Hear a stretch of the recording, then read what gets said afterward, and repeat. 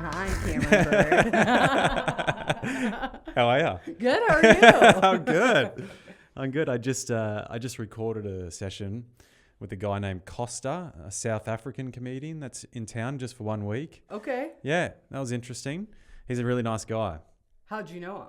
I just met him at a mic. You just met him at a mic. We met him at a mic, and then he reached out to me. He just said, Can I do your podcast? No, he actually didn't. He said, I'm listening to your podcast. Oh, He okay. said, I'm finding it really interesting. I said, oh, well, why don't you come on if I can get a spot? And he said, oh, I'd love to. So that you have 8 episodes out. Yeah, today I published number 8. I've recorded, published 8. This will be number 17. Holy shit. What are viewers, subscribers? What is that looking like? It's very slow. I think I've had about 1,000 views now across all the... Okay, across, to completion? Yeah. Okay, pretty that's much. good. Yeah. That's 1,000 people completing Yes. the podcast. Yeah, but that's across like YouTube, Apple, and Spotify. And so far so good. Yeah. First, it's going to be a slow thing. I mean, I don't know how these things. I mean, you know to promote it beyond just your Instagram, right? I'm doing YouTube. I publish. So when I publish, yeah, you got to work on your descriptions on YouTube. Oh, do I? Yeah. It's key. You got to be, so a lot of like marketing tricks for you.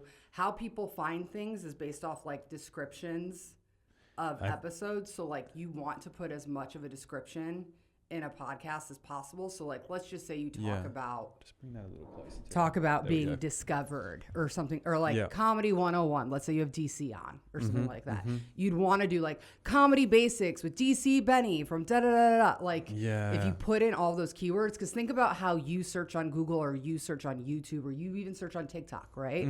Like it's just keywords or phrases too, right? Like I want to know like more storytelling or getting to the punchline or, New York City's best comedians, things like that. That's how you're going to get more viewership, because just promoting on your own social, you're just continuing to go against the people who you already know. Yeah. Yeah, I've got to figure this out. It's a mind game. For sure. And I'm getting a lot better at it now, but when I first started doing this, I was really overwhelmed because navigating like TikTok, Instagram, YouTube, when you're not used to doing anything like that, it's fucking pretty hard. Yeah. And like you can watch it's a lot of time. It's a lot of time. That's a lot. Now I'm getting it down. Like it's getting pretty quick, and Mel helps a lot with a lot of stuff, which is good. Like she does the graphic design stuff. Oh, nice. Which is really... Did she do your cover? Yeah. Nice. Yeah. But yeah, you could easily turn this into a full-time job. Like when people do like influencing and stuff, it's a full-time job. 100%. Yeah. 100%. And it's kind of like it's not the funnest. The stuff behind the scenes isn't this is great. I love this. Like if I just I guess if you had money though, you would just have people doing the producing side and you would just do the art, right? Yeah, I mean, I'm about to figure it out. I'm launching a podcast in a couple weeks. I'm recording my first few episodes on Saturday. Shit, yeah. I'm doing 3 episodes. I'm doing episode 0, just like that's like an about me, because I was supposed to launch it last fall, but then I started a new job, and then I was like, shit, I'm starting a new job. I don't know if I'm going to be able to maintain getting these episodes up. So then I was like, all right, giving myself 3 months grace, but in the new year, I'm going to like kick it into gear. So, but I also have this mindset of I'm going to do a bunch in one sitting. I might want to blow my brains out afterwards. I have no idea. You might. I think you'll be fine. But I'm just like, I don't know how much editing is going to go into it. I've watched so many different comedians' podcasts. You can tell they haven't edited it because they talk about like, oh, I'm going to edit this out. I'm going to edit this out. It's still in there. Yeah. Like they're still talking about some asinine shit. Yeah. And I'm like, okay, well, part of me is like, as long as I don't think I'll get fired from what's said, I might just kind of like keep it. Yeah. I pretty much don't edit these at all. Yeah. Unless there's something in the first couple of that I cut a few things out. I was like, I can't say that. Can't say that. I shouldn't put that up there. Let's not be racist and sexist in the same sentence. Fair. Yeah. Like on stage, maybe. Podcast where it lives. I don't know. My mum messaged me something yesterday because I published a reel about getting a bag of cocaine and throwing it in my, and she's like, you can't say that for your visa purposes. I'm like, nah, it's in past tense. It'll be right. Touche. I walk a fine line. It's kind of like what you could say on a podcast, also like what you can say in your set too. I'm like, if I'm going to be authentically me, I'm just going to let this all out. And technically, if you Google me, you'll see like my background. Yeah. Or my arrest record, if you will. Well, that's what I'm thinking. I'm thinking it's like, this is me. Yeah. So I've just got the fear that I feel about doing this sort of stuff is the fear of worrying what other people think of me.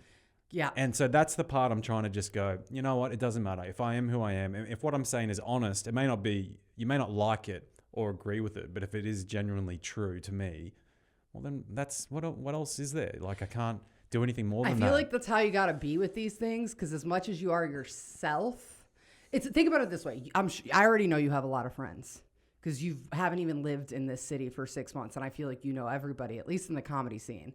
But like launching stuff like this from like a comedy standpoint and a podcast standpoint is like, it's not just fans. It's like people who are interested in your story, interested in who you are, your truth, because we are relatable at the end of the day. We would love to think that we're, special snowflakes. I can say I was special snowflake solely based off how my name is spelled, but that's about it. You definitely are. That's about it. Other than that, like I think I'm the only one. No, I'm not the only one. So where are you going to record your podcast here?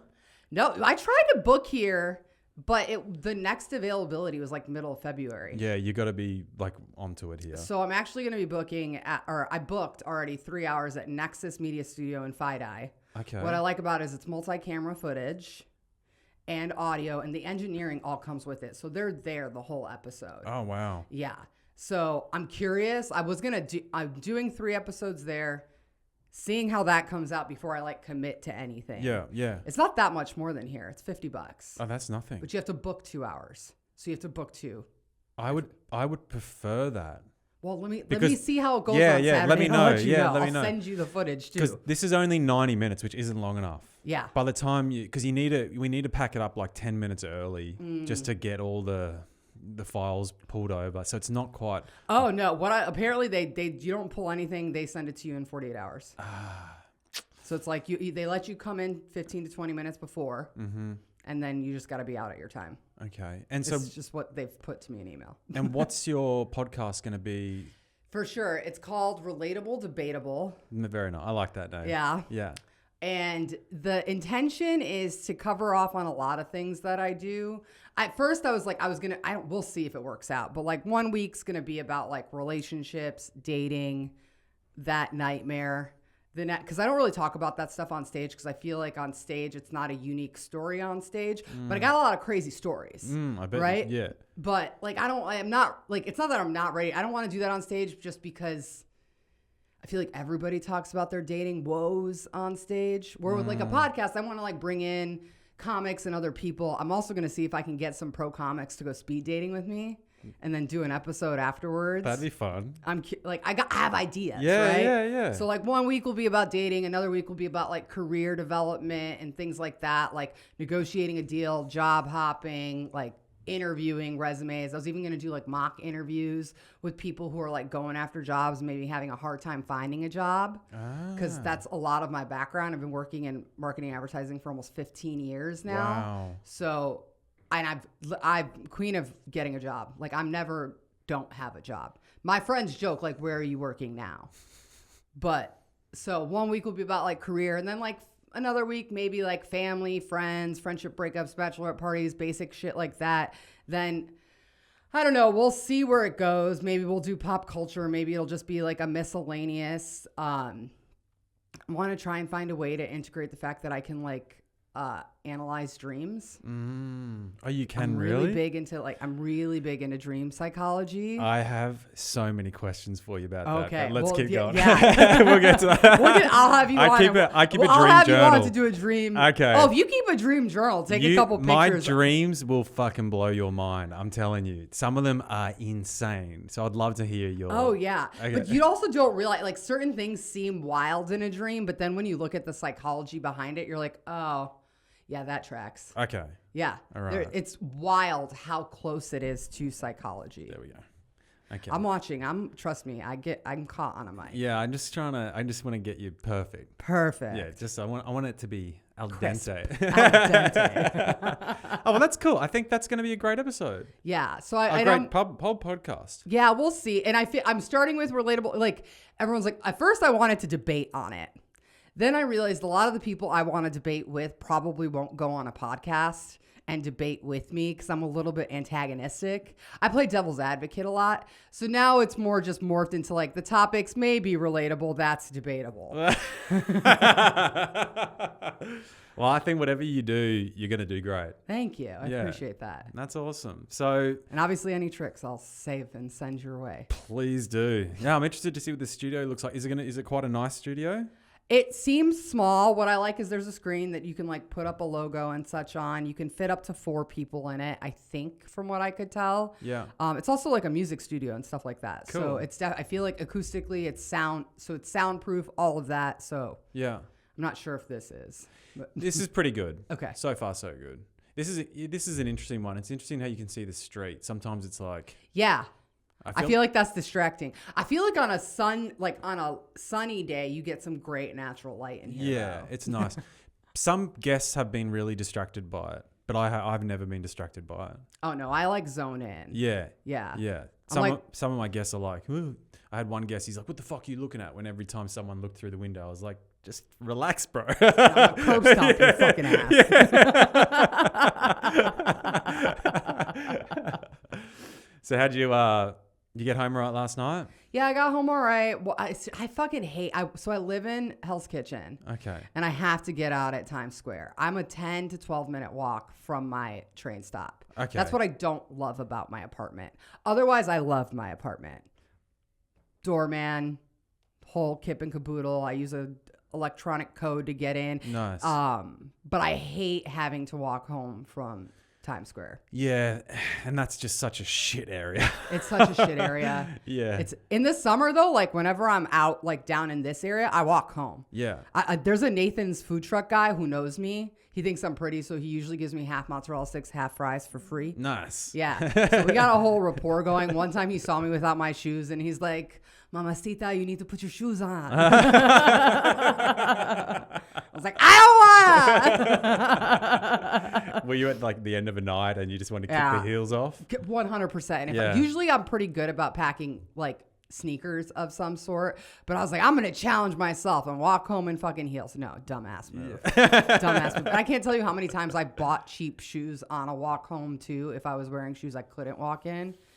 So I set a goal to average 7,000 steps a day last year. Mm-hmm. I was like 8,500 a day. Wow, nice. Yeah. What women have to do is crazy. Fucking wearing heels. Mel, she'll take like heels and then she'll put shoes in her bag. Yep. Like, fuck that. I just wouldn't wear heels. Oh, back in the day, like when we used to have like assigned desks, I had a whole thing. I didn't have to bring my shoes. They would stay in the office, so I'd put them on. Mm. And then before I left, put my sneakers back on. Oh my God. Yeah. Yeah, crazy. It's just tough. Like you look also like better in them too, though. With certain outfits, it looks better. Yeah, I know. And you're like, I know, I know. What's the saying? Like, fashion is pain, or what is beauty is pain? Beauty is pain. Yeah. Or pain is beauty. Yeah. Some shit like that. And it is, and you've got to do it. Yeah, 100%. Yeah. So I wanted to ask you while we're here. One story I do want to get into about you. So Julie's a comic, guys. Yeah. She's a great comic. She's funny. We'll find out more about her on this. But when I met you, Julie, you talked about, we did a course with DC Benny. Shout out to DC Benny. You're a fucking legend. And you talked about your start of your adult life doing a bit of selling the Parmesan cheese. Oh, yeah. Oh, I thought you were going to go with my first story from that class, which is when I accidentally took Molly on a pitch. No. No. So I actually, so I do a whole story about selling Parmesan cheese, aka cocaine. No, it's Parmesan cheese for the story. Yeah. The Parmesan cheese and my mom thinking Parmesan cheese and cocaine is true. Yeah. I did not sell coke in college. I did sell fake IDs. Oh, wow. Yeah, and amongst some other things, but like, no, coke wasn't my thing, honestly. But I also, like, anytime, I can tell you I've done it probably less than 10 times in my life. Oh, shit. And 7 out of 10 times I go to sleep right afterwards. What? Yeah, so it does nothing for me. Okay. Yeah, you're like, okay. Hey, but I do a lot of other things. Like, I thought you were like a big kingpin coke dealer. No, I mean, I dealt other drugs. Yeah. Like when weed wasn't legal. Yeah. So oregano, if you will. If you needed like happy pills, I got you. And you grew up in New York, didn't you? No, I grew up in Chicago. All my extended family's from here, though. I spent a lot of my summers here. My family's all from Staten Island. Well, across the water, but in the U.S., they all lived in Staten Island. I heard Chicago is absolutely beautiful. It's a clean New York City. Yeah, I've heard that. And I've heard the comedy scene's great. Comedy scene's great. It's gone downhill. There used to be more clubs than there are. But overall, it's a good city to do comedy in. And I've heard that it's like just really beautiful. Like there's a lake there that there's everyone a lake. gets around. It's beautiful. Also with the wind, if you're into surfing, you could probably get away with doing that, especially if you take a boat out. Yeah, right. Because unlike the water here, I feel like you have to like travel hours to get into water you can actually get into. Yeah. But no, Chicago is a cleaner, more affordable New York. And you get more space for what you're paying. Like I would have a fucking penthouse with the fucking what I'm paying right now in rent. Because I pay almost $5,000 a month for my 1 bedroom. And I would probably have a 3-bedroom townhouse in Chicago. Yeah. Like if I was renting or buy, like, and you can buy more easily out there, but property tax is shit. But that is so much money. You mean what I'm paying in rent? Yeah. Yeah, I know. That's a It's huge... painful. I gotta cut back. I gotta find a way. And I was hell bent on moving to downtown Brooklyn this year because I work. Yeah, I remember you saying that. I work in World Trade, and then it was gonna be super quick and easy for me to get there. But then I negotiated my building down to flat, and that doesn't happen often. You know, they were coming up at 3. They increased by like. First it was 500, then they went down to 375. Then I got them down to flat. As in no increase at all. No increase at all. And it's really hard for me to justify spending like 15, 20 grand to move. Yeah, right. Yeah. Yeah. And I know you can like, I'm going to tell you this right now. I'm not moving myself. I've moved too many times in my life. I hire somebody to do it all. 100%. To do Like I've lived, but I was relocated to Seattle for a job. And that was the first time I ever experienced somebody doing everything for me, including unpacking for me and organizing, because that was part of my package. Yeah. I can't go back. No, you can't. You just can't go. Like when you experience something like that, and I've lived in. It's like flying business class. Like once you fly yeah. business class, it's like, oh, everything else. It's a little hard to get. And I do fly business, and I fly first, but I have status now, and you know, I work it out in my contract for work. Like it's fine. Like you know, I'm all about like cheating the system. Yeah. Any way I can. In all aspects. I've been upgraded through my wife's boss. He upgrades me quite a lot when I fly back to Australia. And so I've done with his miles? Yeah. Nice. So I've done a lot of those long haul flights in business, and that's so nice. Going back to cattle class sucks after that. I'm trying to be better. So hard done by. Boo. I'm truly trying to be better. Like because I work with a financial analyst advisor who's like, if you want to like, let's just say quit my job in 3 years. Yeah. Pursue comedy full time. He's like, you got to dial some shit back because my lifestyle just keeps getting more and more expensive. Yeah, you'll never catch up comedy wise to the money. Oh my God, I have nightmares about I'm not like I have a good job, guys. I get paid a lot. And I think about how long it's going to take for me to get to what I make now in comedy. I feel like there are pro comics who don't even make what I make. Yeah, I'm sure there are. Hopefully there's a way you can just do I don't know. Well, that's what I'm trying to figure out. Yeah. And I'm also trying to figure out other ways to like monetize being me. Yeah.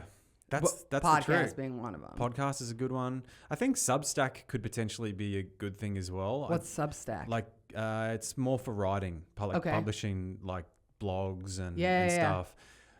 Just, I don't know how much people are into like reading these days. It's a lot more video content, I think, seems to be. Yeah, if I'm going to read something, it has to get right to the point of what I'm trying to do. Like whenever I'm looking up a recipe and it tells me like why this recipe came from my grandma. My grandma lived in Timbuktu. I don't give a fuck. I don't care where or what she was and that you made this bread with love. Yeah. Just fucking, what are the ingredients and what goes when? That's all I want to know. Yeah, and give me one picture of what it should look like at the end. Yeah.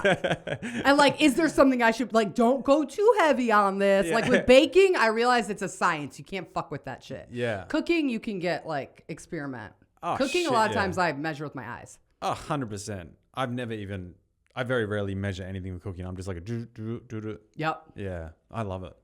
How'd you get into comedy? I got into comedy. Well, so I've always talked about doing comedy. Yeah. Like my whole life. Well, not my whole life, but a long time. So you've always been kind of a fan of comedy? So in high school and in college, I was on speech and debate. And one of the events that I competed in was original comedy and humorous interpretation and humorous duet. So original comedy was a 7 to 8 minute story, basically, with different characters. Wow. A solo performance? Solo performance in a room. So you're going in, you're like, and then you're like, yeah, pretty much. Like, and you're popping in and out of characters. That's crazy. Yeah. So I did that high school, college, and then out of college, I was like, I'm going to do, like, I did a open mic. It's similar to like Mob, an open mic bringer type show in Scottsdale once. Cam, I didn't write anything for it. This is actually kind of a funny story. I book it. I have a bunch of people coming because I was like, I'm going to do this. I've been talking about doing this. Had nothing. One of my roommates was going through a breakup. One of my other friends is like having a hard time at work. I was having a real hard time at work. So we just said, I was in Arizona at the time. We said, fuck it. Got in a car, drove to San Diego for 24 hours, stayed at Motel San Diego, straight up, and then drove back. I got changed in a McDonald's bathroom before the show. And then I just made it up on stage. I didn't really I didn't have punchlines. I was just up there talking. Wow. Yeah. I would do anything to have that tape, dude. I would do anything to have that tape. So when was this? Oh, man, maybe 12 years ago. Wow. 12 years ago. And then I'd done an open mic in Seattle. Fucking hated it. Seattle's not my crowd. And then when I moved to New York, I was like, I'm going to pursue comedy. I'm going to do this. But then coming to New York, work-life balance, I knew nothing about it. Because we're out here. You're working like 70, 80-hour weeks at that level of where I was at in my ad career. So it took me leaving a brand side job. And I was actually at a crossroads. I was like, am I going to move to LA? Am I going to move back to Arizona? And I was like, well, you haven't done anything with comedy. So I'm going to take a class. So I took a class. I did Manhattan School of Comedy. Oh, yeah. I didn't really with go. Andy? Is that with Andy? Well, Andy runs it. Yeah. Yeah. And Karen was my teacher. And what I didn't like about it is there's 25 people in the class. Whoa, that's a lot of people. It's a lot of people. So I was like, whatever, I'm going to take a class, but then the class isn't my style. And of course I'm obnoxious about it. Similar to how you saw me in DC's class. I'm going to show up when I want, right? And be pissed off that my material isn't better because of myself. But I did the show at Gotham, and then it was like a high coming off of stage at Gotham. I also had 60 people there. Wow. Okay. I had 60 people come see me. That's okay. And then after that, I learned about Buddha. So basically I said I was going to try comedy. Then I started it and then I was like, oh shit, I am good at this. Like I do want to be on stage more. I do like storytelling on stage. I like the anticipation. It's one of the more challenging things that I've ever done because for the most part, if I've done something for like a year or two, I'm so good at it. I'm bored. The ADD kicks in and I need to do something else. But I basically took the class, got it, and it was 2 summers ago that I went wild on Buddha bringers because in the summer there were lower bringer counts. So it was like 2 people. And I could convince my friends to 2 people to go, 3 people to go. Yeah. And then I would do Andy's stuff, which was like 10 people at the time, where he was getting people to come and do those shows. And then I took a cellar class in the fall. And then that's when I really feel like it started. Well, then I learned like the basics. 'Cause when you're in a class of 25 people, no offense, like it's hard to go through like the basics and have it set. But when I took like Veronica Mosey's class at the Cellar, she's a hard ass. But what I appreciate, at first I was against it, is because she gives you preemptive premises. But I didn't like looking back, I'm thankful she made us do that. She made us talk about the news. She made us talk about like inanimate objects, things like it gets you thinking in a different way than you already think. And I was a little bit against it at the beginning, but I was won over by the end. And like those were some of like, and then I've basically just been kind of doing it ever since. Like I did 16 shows my first 6 months. And then this past year I did 137 shows. It's amazing. Yeah. Wow. That's a lot. That's a really good effort. But I don't do mics. Yeah. I don't know how you get away with it. You must have brute force confidence. Oh yeah, the confidence is through the world. Jesus. The confidence I have on stage. I wish I got more out of mics, but I'm not gonna lie. When I was going to mics, I was getting booked on more independent shows. Yeah. So I feel like I need to go but I'd go to a mic, meet 3 people, and then boom, they're putting me on their shows. Yeah, that's good.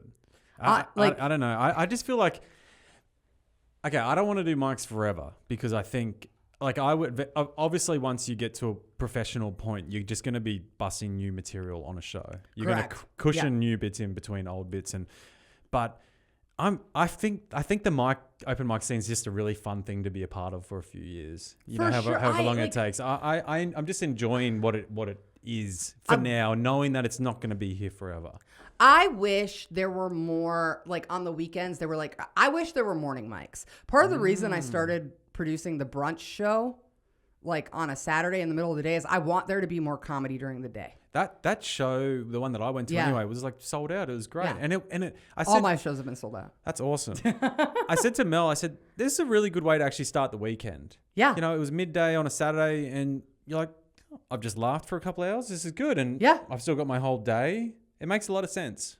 At first, I'll be honest, I was like, this is weird going to a comedy show at this time. And after, I was completely converted. Yeah. Yeah. And it's funny because like there's now a show that's being promoted on the Stand, like it's like called Hot Waffle, I think. And it's been once a month, but I've never, and I like religiously look at comedy website or comedy club websites. And I mean that when I say that. So I know I haven't seen a brunch show, but then now it's on there. So I'm wondering if I don't know. Somebody let us know if the Stand is like, oh, I don't know if this is going to work. So you have to sell these tickets on your own without being on thestand.com.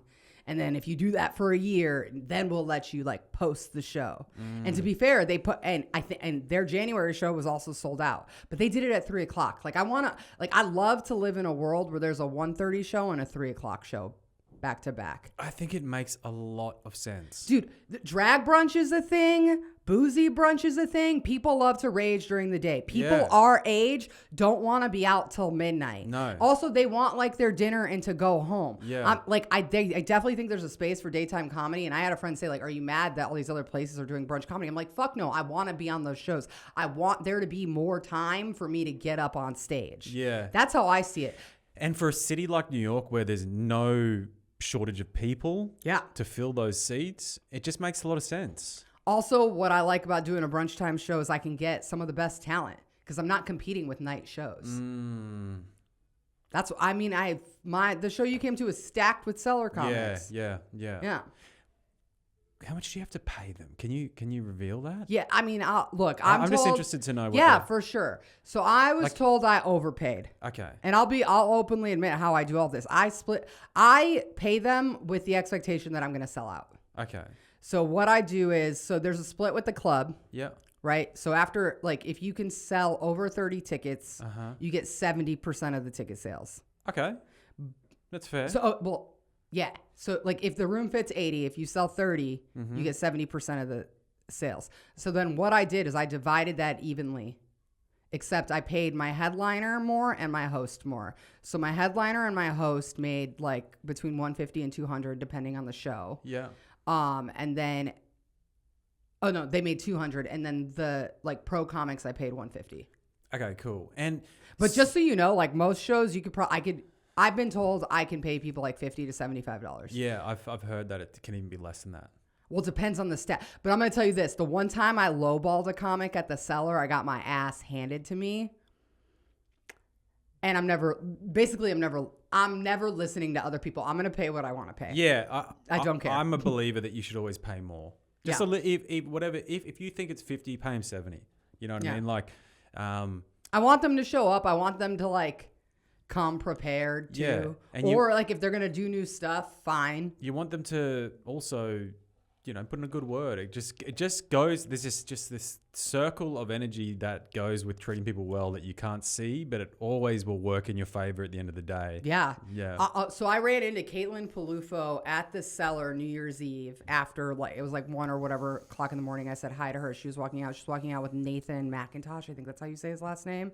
And I said hi. And then she's like, Nathan, she puts on a really good show. Da da da. And I literally followed him, messaged him. And I was like, hey, probably next show's February. He messaged back. Like the word of mouth, like if you get good people and they're like, it's a good show, it's going to be a lot easier to book people. That's great. For sure. Why don't you open a comedy club? I want to. Okay. That's on the agenda. I could so see you doing something like 100%. Yeah. 100%. But I'm going to monetize it in a different way. And it's also funny because I'm told like people are like, oh, Elisa Brown, she's like, keep secrets, like trade secrets, keep these things to yourself. I'm like, I don't care. Anybody else wants to go do it, that's fine. I have funds and the means to do a lot more than most people, so I don't really care. But I do see myself opening a club. But during the day, I'd like there to be a podcast studio element to it. Yeah. I'd like it to be set up for filming. I'd also want it to be set up in a way for like companies to rent for like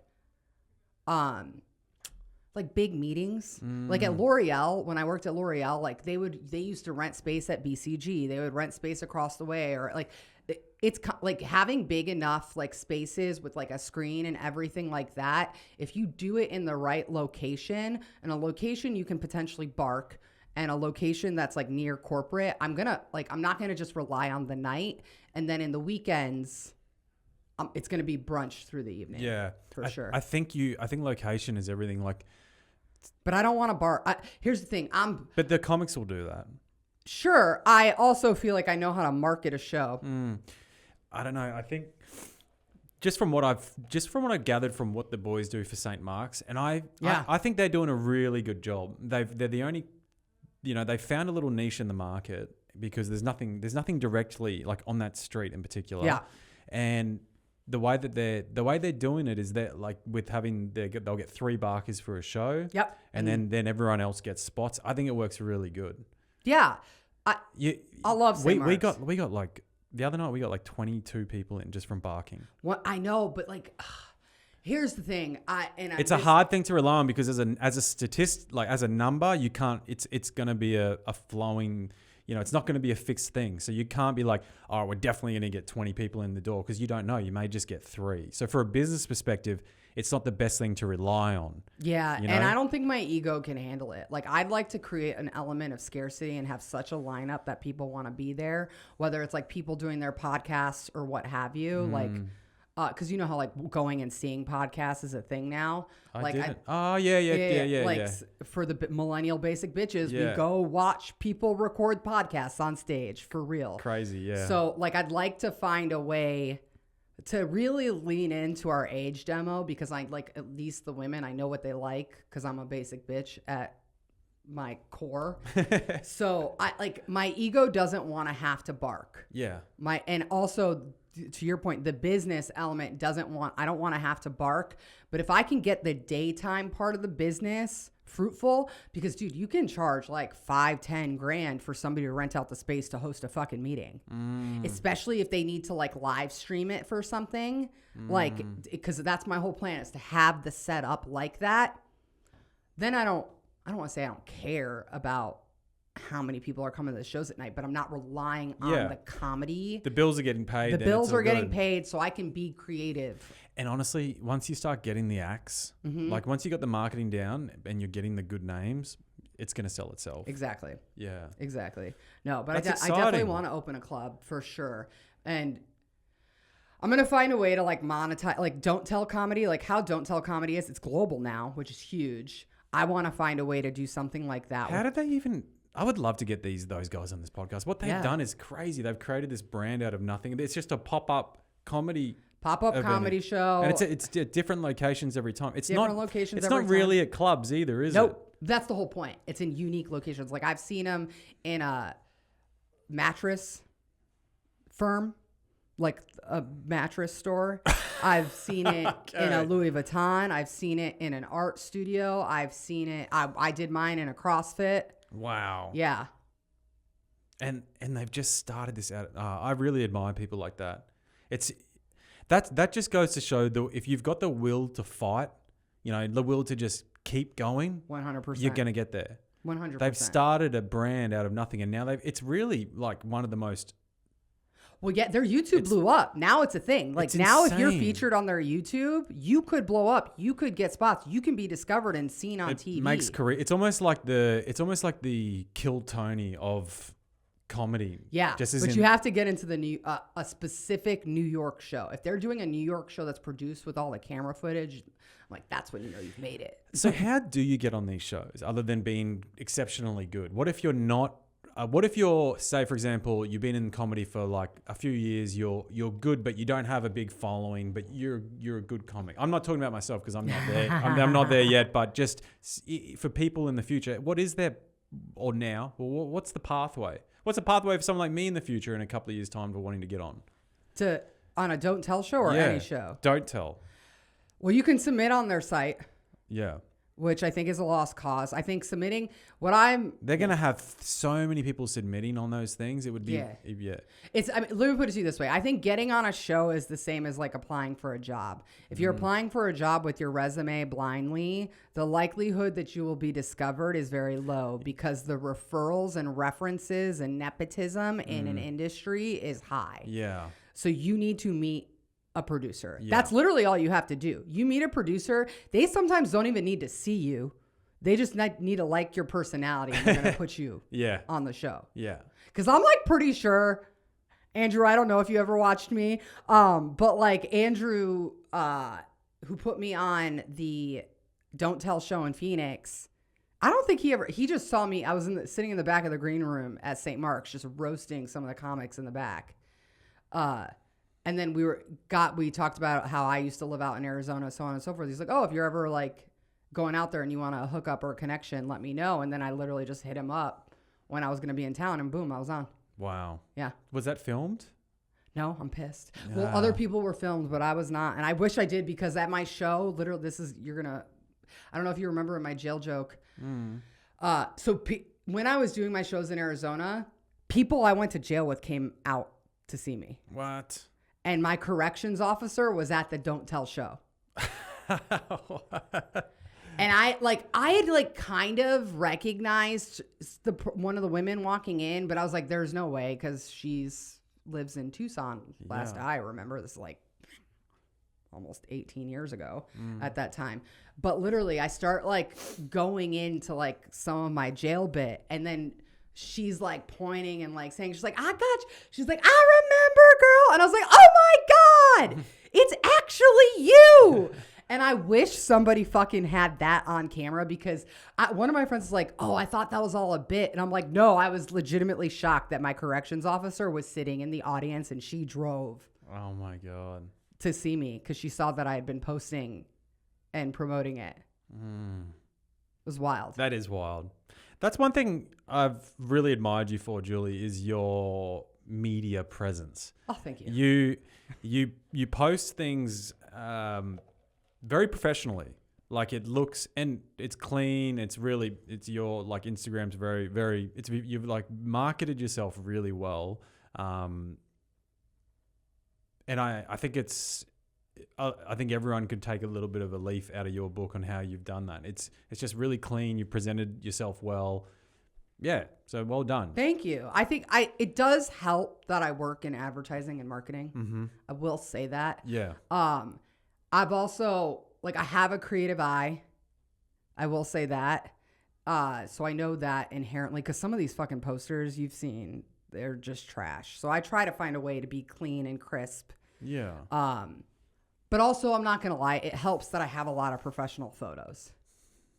That help. I feel like if it was just like a regular shot, and I feel like I've kind of made some of that stuff work, but I'm noticing I'm more likely to use like a professional photo than one that's not. Gotcha. Yeah. Yeah. But I feel like I also am a firm believer perception's reality. So if you're putting out that you're on shows and that you've got shows, people are going to want to book you, because that's also something I'm noticing. If I post a clip, I get booked. If I post that I have a bunch of shows, I get booked.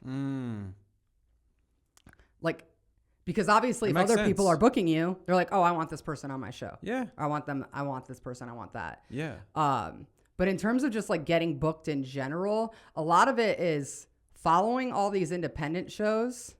I think going to mics is a big way too, because that's, again, you go to a couple mics, somebody thinks you're funny. There's so many people producing their own shows, even if they're bar shows. Yeah. Talking to comedians who are in with the people who produce. Yeah. So, because so much of comedy is referral based.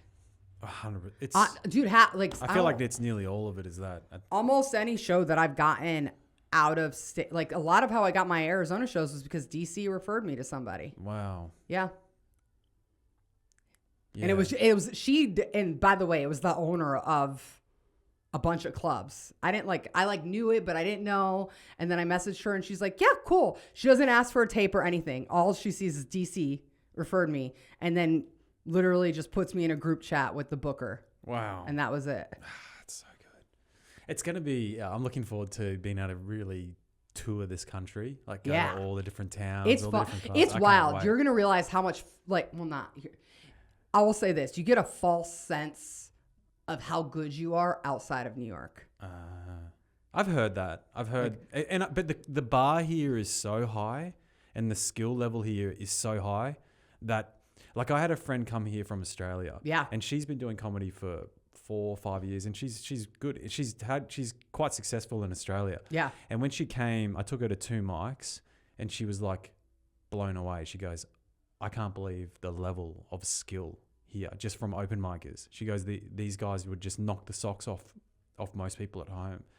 The quality of comics is so good. The skill 100%. Level. 100%. Yeah. So you're saying if you leave, if you're a New York comic and you leave, that's reflected the same elsewhere. 100%. Well. Yeah. Like, I got Best in Show at a comedy festival in LA, but like, it was interesting how many New York comics they booked on the festival in LA, and also like how many of us like got into Best of Show. So you can definitely tell the difference between comics, even between Los Angeles and New York. Los Angeles is a lot of actors, right? So there's a lot of act outs and voices, and like physical comedy is something I've noticed. It's a lot woker too. I've heard that. But like when I did shows in Arizona, crushed. I felt like I was fucking Seinfeld to a certain degree. How good is that? Fuck, where's my special? I gotta do it here. Like, no, for real. This is my moment. This is my moment. Like, this is why I do comedy. Here, I'm like, I want to blow my fucking brains out. What am I doing? And then in Seattle, like, I did pretty well. Even in like Jersey suburbs, like, but it's interesting, different. There are jokes in New York in the city that don't hit, that hit outside. So I actually challenge you, if you ever go to a suburb show, if there's a joke that you're like, I like it, but it's just not hitting in New York, try it in the suburbs. You'd be surprised. Okay. It's interesting. Yeah. I've noticed the Yeah, type of content that lands. Yeah, I would love. Problem is, a lot of my jokes at the moment are like, well, not a lot of them, but there's a fair decent amount of them are like New York jokes. Yeah, but you got to get away from that though. Yeah, I'm starting to now. Because I don't want to like. I want to be able to. The jokes that I say, I want to be able to do it in Australia. I want to be able to do it in any city. But that's the challenge, Yeah, right? yeah. Like it's got to be. I'll say this in fairness to like me feeling like Seinfeld in Arizona. I added in a lot of details in Arizona because that is where I went to jail. That is where like a lot of my stories were based out of. So there were details I added in because I know it would be funny. Yeah. If anybody in the audience knows what I'm referring to. Yeah. Because when I used to have those details out here, hit or miss. It almost like diluted the joke, where it enhanced the joke, where it takes me back to like DC's like storytelling class. Like the details, you got to find a way for these details to be so wild or so relatable that it like lands, but it can't be specific to the city.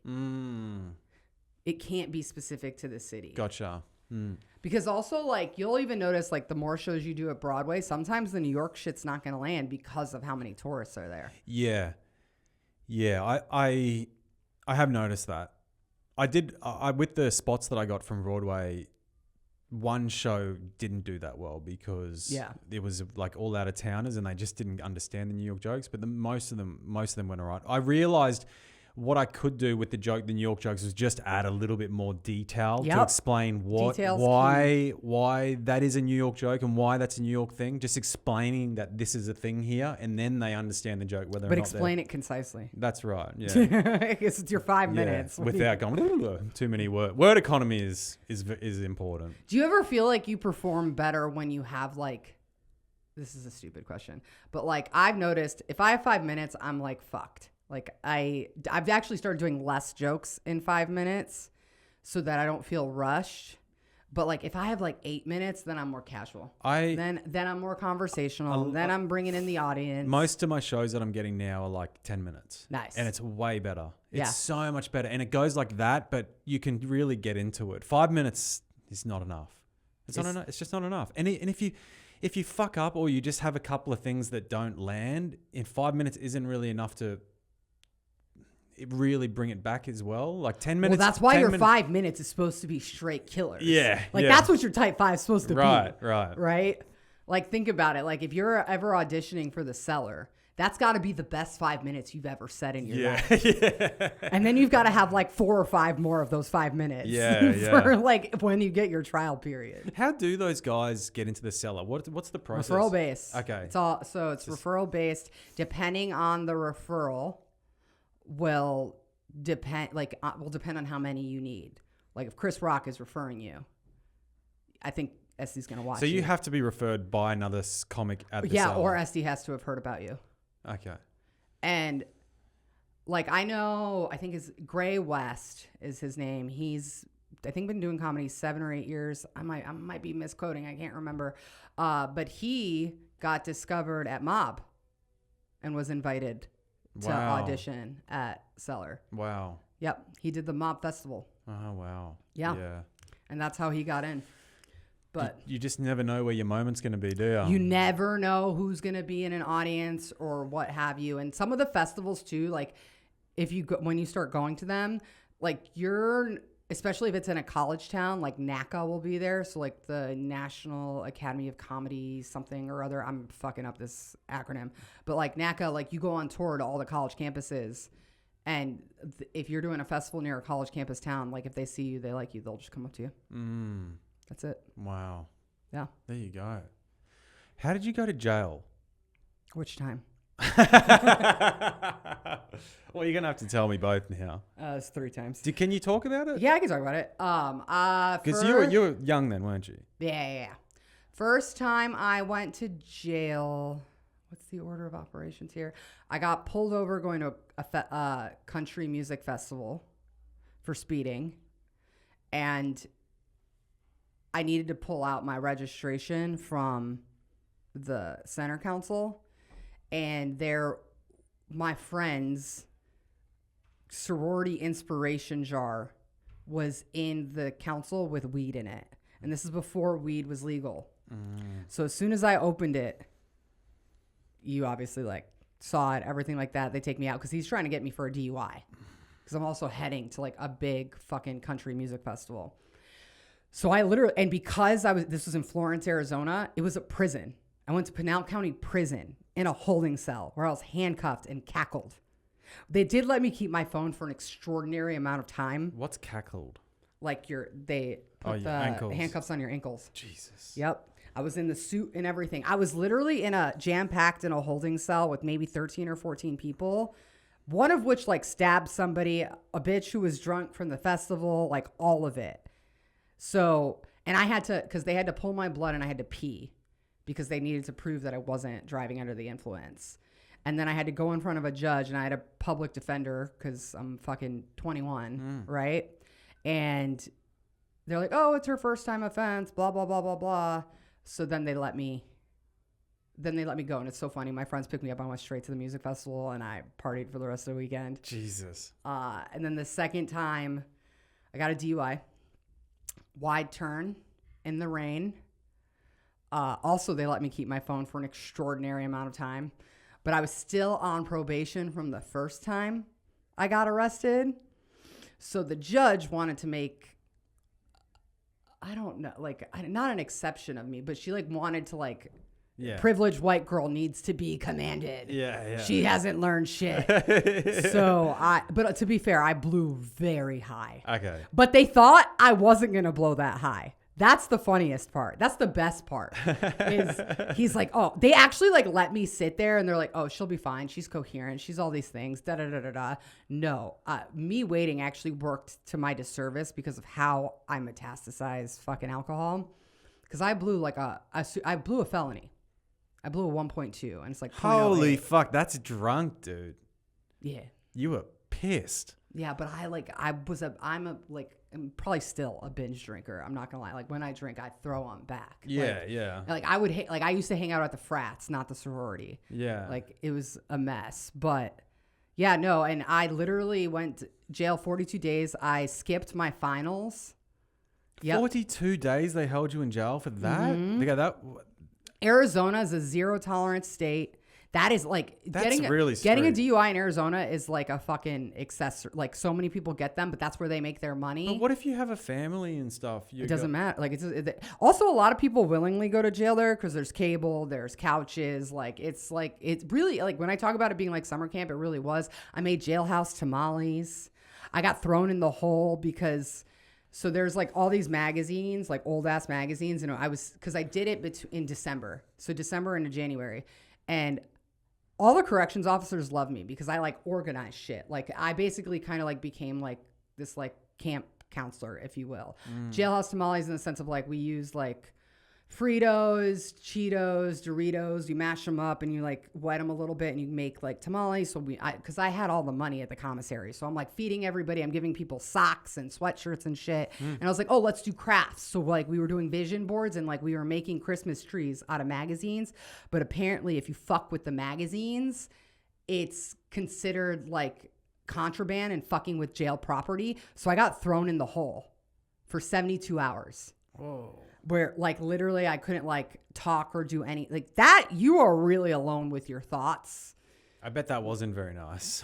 It wasn't great, but then when another corrections officer who knew me came around, he was cool and he's like, oh, do you want to go paint this wall? I'm like, yeah.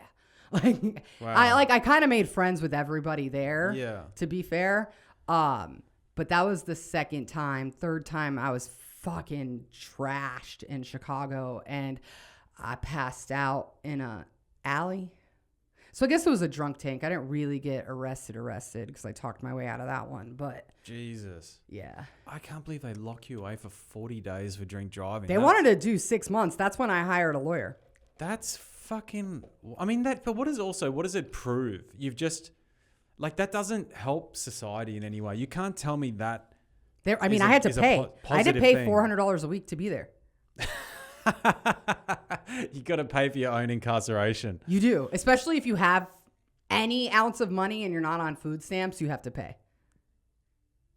Is that like a private? Is that because the jail's a private jail? I have no idea, dude. That's crazy. And then only in America you've got to pay for your own incarceration. How's that? Well, because like to be fair, they're feeding you, they're doing all these things. Like, how else do you do it? And in all fairness, after a few, I did qualify for work release, so I got to leave. Okay. To go to work and come back, and I was gonna get to go to class and come back. And this is fucked up to say, but like Kathy Gifford, I don't know if she was some form of government in Arizona, got shot, and the day before school was supposed to start.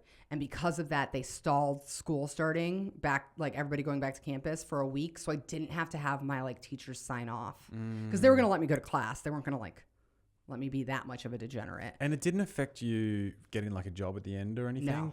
No. Okay. Not at all. Well, I'll say this. Like I've had a lot of passions and I wanted at one point to be in like the CIA. It did prevent me from doing that. Yeah, gotcha. Yeah. But like working in marketing advertising, I feel like everybody has a fucking DUI. Yeah. Plus you'd have a lot of like coke heads in that industry, wouldn't you? And weed, all of it. Like, yeah. And I remember like when I would have to like when I was applying for jobs and I had to tell people that like because you have to like put it on your application. Okay. Do you still have to do it? Is there a time? No, it came off. Okay. It came off. Yeah. But I'm also like pretty confident it was never actually on my record because I think they spelled my name wrong. Oh, well, that's good. No, I found that out. I forgot because I was doing something with kids. Oh, I lost my fingerprint card. So I wasn't allowed to like be a camp counselor or anything like that. But I was about to do something with kids. I was like, oh shit, I wonder if they're going to flag me because like I don't have like fingerprint clearance or anything like that. And then I was cleared and it was like, cause after 7 years, it comes off your record. But I got to still do this thing with the Boys and Girls Club and all that. And they're like, oh yeah, nothing came up when we did, because we do background check. I was like, fuck, if I've just like been like, not knowing it's not on there. Like, God. Yeah, it'd be nice. Maybe that's what they do deliberately. They're like, yeah, we're not going to tell her. Like one last win for the government or I don't know. That's okay. You're a fucking bit of a reckless gal, aren't you? Yeah. I'm one of those people who learns from experience. Yeah. Like you can tell me things, but I'm not until I like do it and experience it myself. I had to take these like alcohol classes after my DUI, and you learn that apparently you get caught on like your 87th time. What? Yeah, that's how often, like if people are drinking and driving, like that's how often they're like doing it if you're getting caught. Okay. So, yeah. I've done my fair share of drink driving when I was younger. Yeah. It was pretty silly. Because it was just like my car was there and I was at a party and it was like, well, I had to get home. And Uber wasn't around. No. And especially if you're leaving after 2 a.m., the cabs weren't there. Yeah, they weren't there and I didn't have any money anyway. So it was, this is going to sound really bad, but I feel like if you're not, like as long as you're not blind drunk, but sometimes when you're just, I was clearly over the limit. Yeah. But I still think I drove fine. Like, I don't think it affected me. Yeah, like, it's one of those things of like, because they go down this like, it's can you react to things? And you probably can't. But at like 3 a.m. when you're driving home, this was like over 20 years ago, by the way, guys. So don't judge me. I wouldn't do it now. But if it's like 3 a.m, there's no one on the road, and it's like, I mean, really, the only person you're probably most likely going to kill is yourself. 100%. Or the passengers that are in your car. Actually, this whole thing's dumb. Don't drink, drive. Don't drink and drive. Just don't do it. I actually got feedback on part of my set with somebody saying that I was like glorifying drinking and driving because part of my joke used to be like, oh, the tree was in the middle of the crosswalk. And like I had a woman on TikTok message me like for women, moms against drunk driving or whatever. And she's like, you should not be talking about it in such a glorified way and that you enjoyed jail, blah, blah. All bullshit aside, had I not sat in a prison holding cell for 72 hours before going into jail for 42 days, I probably would have been more scared. But like going in the second time, I like was better equipped to navigate it. Yeah. It's like, gotta make friends. Just gotta make friends. Man, that is not something I ever want to do. I'd never. Some of those like high security jails, it would be hell. It would be absolute hell.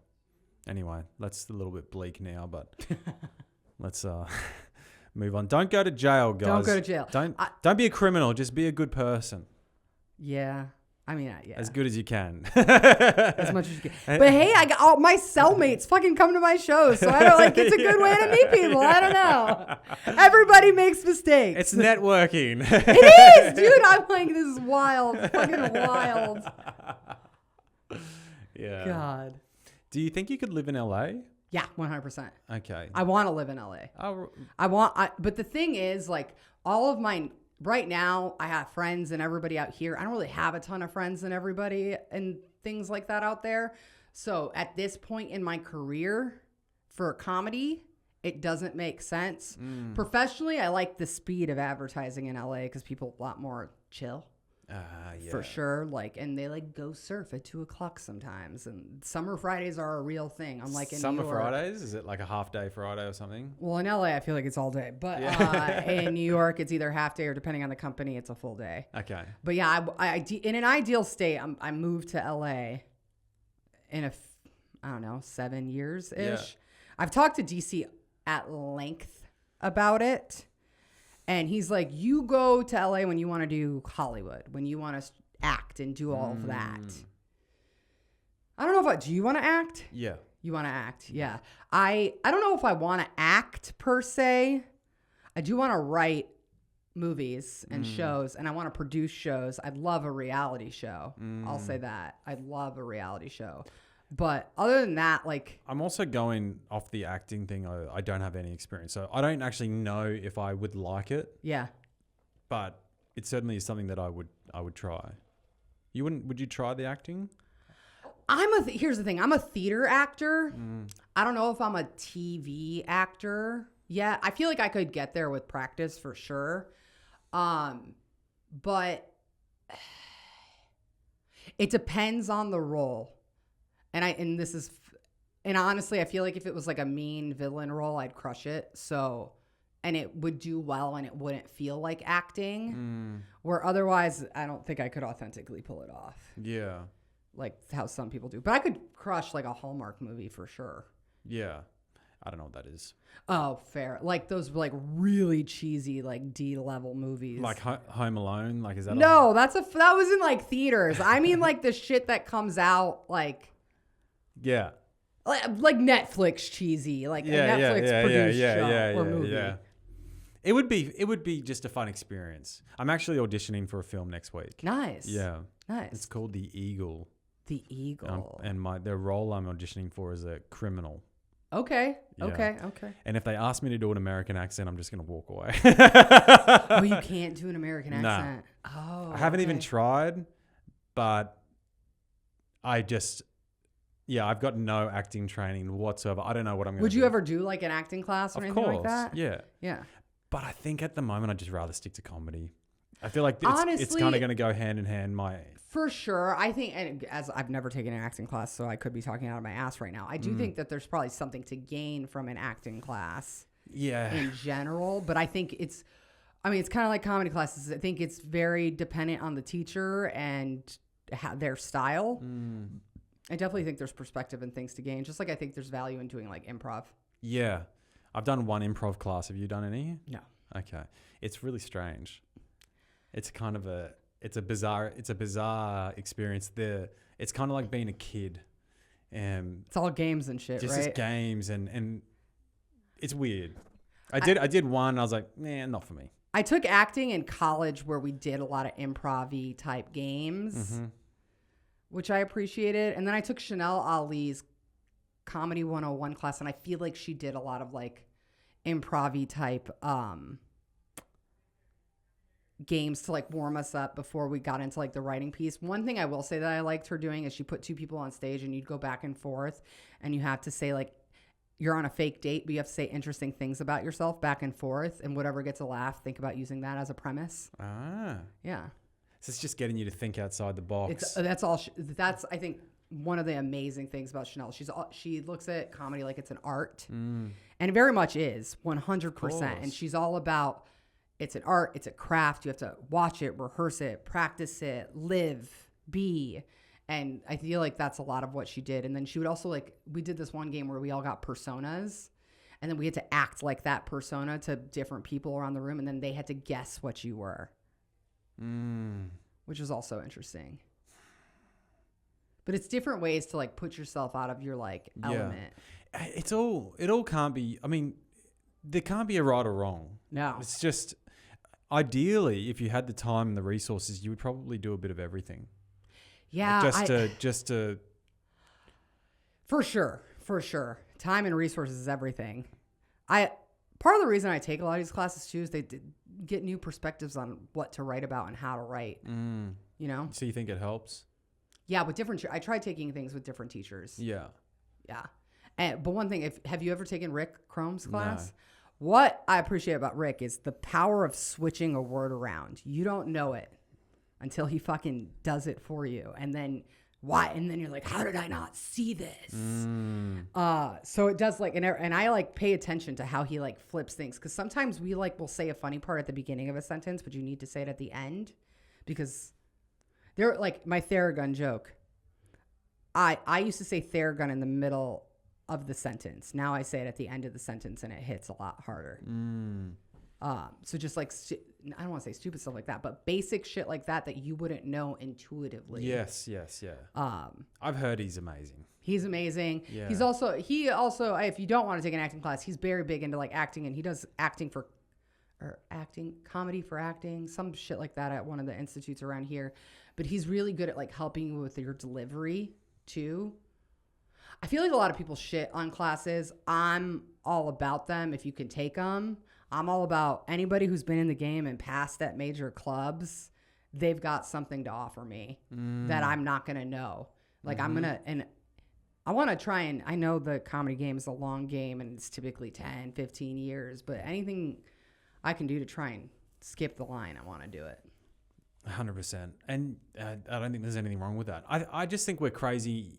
I mean, everyone's journey is different, but if you, like I said, if you can do these things to help, why not? This is the world we live in now. Like, take every opportunity that's out there.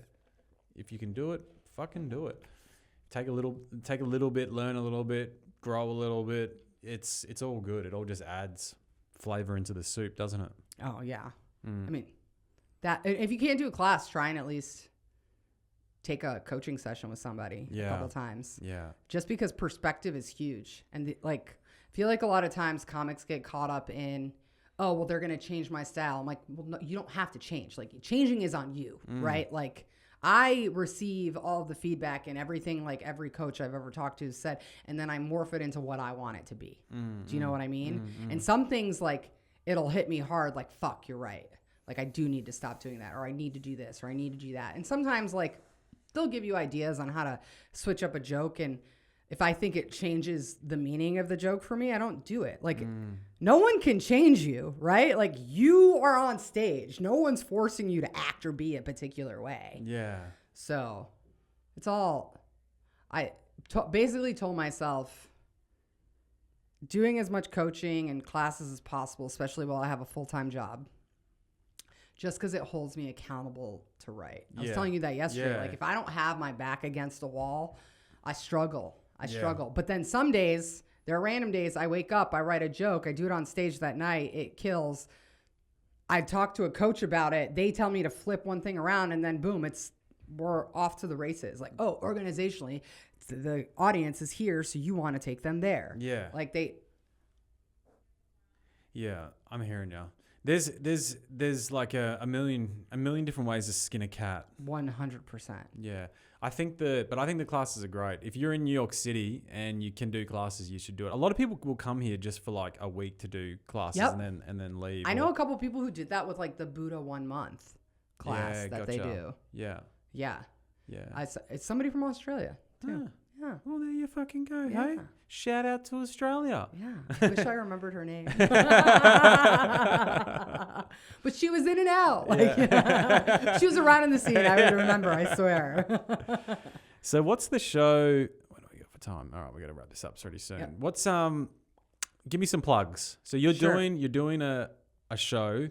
You produce But by the time this comes out, what month are we in? We're in February. January. This will still be out in January. It'll still be out. Oh, because you're posting multiple. Yeah. This will probably be out in 2.5 weeks. Honestly, because I'm not going to be here the half end of January because I got some family stuff going on. So I have a show this Saturday. But other than that, I've actually slowed down on booking at the moment until my family stuff's in order. I also hate my material right now. So I need to find a way to at least like a joke. That sucks. But I go through these phases. What's nice about watching other pro comics is hearing how much they hate their material. I'm like, oh, thank God it's normal. Yeah. I'm like, I'm not cursed. No. But my next Suns Up show is going to be in March. Okay. I'm going back and forth. It'll probably be at St. Mark's just through ease. But if I can find a place that actually serves food or allows me to serve food, I want to do it there. But my goal is to do Suns Up at least every other month. But I also, to the point of putting my back against the wall, I need to have at least one new bit. Yeah. If I'm going to produce a show at that scale in front of with all these pro comics that I'm trying to book. Yeah.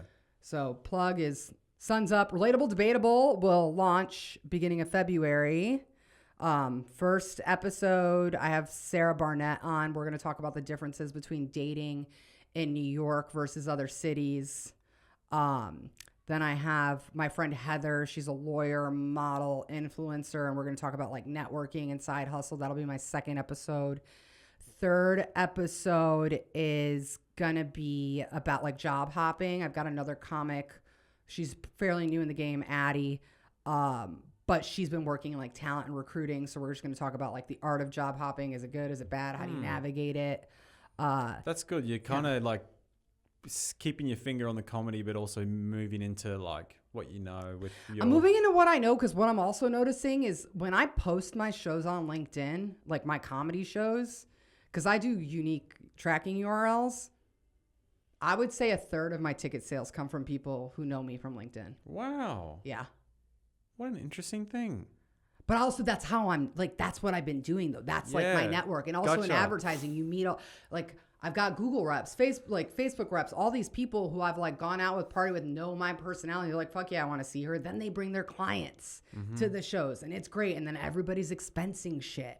It's amazing. So like, and because like I have almost 5,000 followers on LinkedIn. So yeah, it kind of works. Yeah. There you go. LinkedIn. Yeah, LinkedIn, especially if you are very into your, like, not into your career, but you have a network of people who know you professionally. Trust me, they want to see you on fucking stage. Yeah. I promise. I mean, if they're in the city and they're not doing anything anyway, why not? Exactly. And I'm like, I got a new job, so now I'm about to like bring in all these people. Like, that's how I got 60 people to my first show. That's insane. All the people I worked with at L'Oreal were like, yeah, we want to go. That's insane. Yeah. 60 people at Gotham. So I was a third of that room. Jesus Christ. Andy would have fucking melted over you. He did. And then he tried to book me on a bunch of shit afterwards. And then I did it. And then I was like, is this really how it works? Yeah. And then I learned it's not how it works. No. Not necessarily the right way to do it. But I mean, I'm thankful for the tapes. I'm thankful for the experience. I can't knock on it too much, but now I know better. Now I'm strategic. Just like I'm like 1-2 person bringers. How do we get in a rotation? How do we get on these shows together? And I know it like kind of sucks when we have comics going to see comics, but I think it's still a step up from a mic. No, yeah, definitely. You just got to get on shows. It's all. It's what the whole game is about. Just getting on shows. Yep. As many as you can fucking do within the resources of what you got. Ideally, not doing bringers.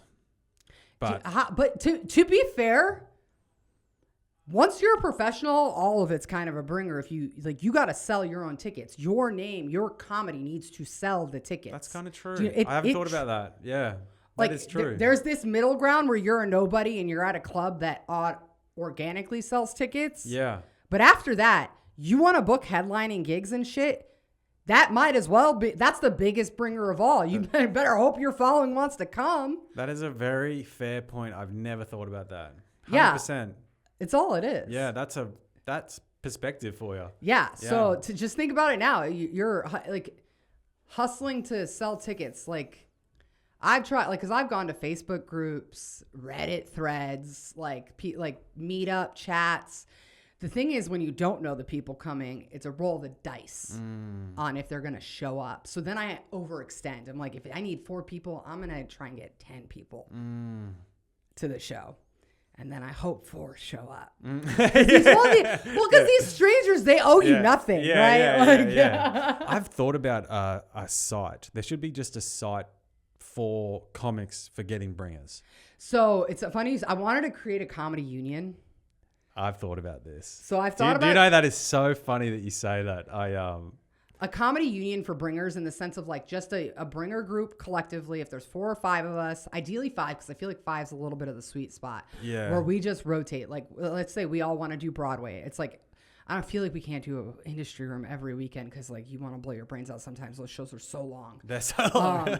But like if we get in a rhythm where everyone commits every other weekend, you're going to go up and then it's just like the 6 of us or whatever. Yeah. And then you get to go up, then you'll get your spots. Then the other person goes up and they'll get their spots. It's the way to do it. Yeah. That's what a lot of my friends and I do. Yeah. Yeah. I'm going to like Broadway. I'm doing one for my friends this Saturday and next Saturday. Then they're all coming to mine the following. Yeah. It's the only way.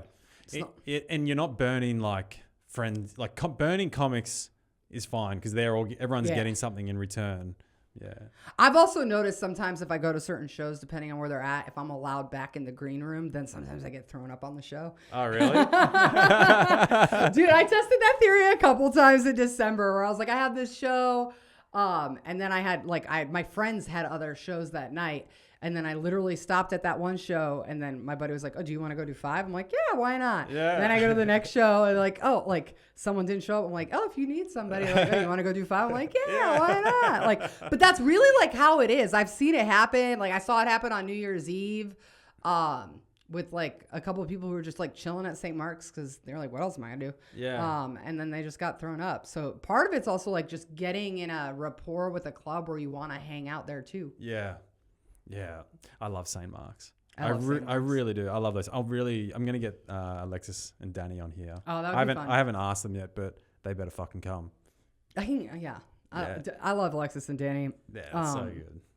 Alexis it was interesting. I don't know if this is true. I should go back and ask the guys from Tight Pants, Kyle and John Bennett, because they had messaged me like, oh, Alexis Carabano, recommended you be on the show. I'm like, he did? I'm like, did he really? Like, and I'm literally like, I had never really even talked to Alexis at the time. And then I got like booked on a Tight Pants show and then another show after that. And then like a couple other people, I'm like, did he really say that? And I've been meaning to ask both of them. I'm like, is this real or is this just like what you say to people just because they saw I performed at St. Mark's? So they're like, oh, that's how I'm going to get them to book you on the show. I don't know. Or I seemed a lot bigger than I was. I've done that a lot. A lot of people think I'm bigger than I am. Okay. But I'm okay with that. That's your marketing because your marketing's 100%. Very good. Yeah. 100%. But the perception is reality. I'm all about faking it till you make it, right? Like, dude, in my Parmesan cheese joke, when I'm like, you ain't cheating if you ain't trying, that was a real quote from a guy. He ran a hot dog restaurant or a hot dog spot, not a pizza place, but he like literally engraved that in me. And when I got to college and everything, I'm always trying to find, I don't want to say cheat the system, but how can you maximize your time? And that's why I try to be as strategic as I can with the shows that I do. Yeah, it makes sense. I completely agree with that logic.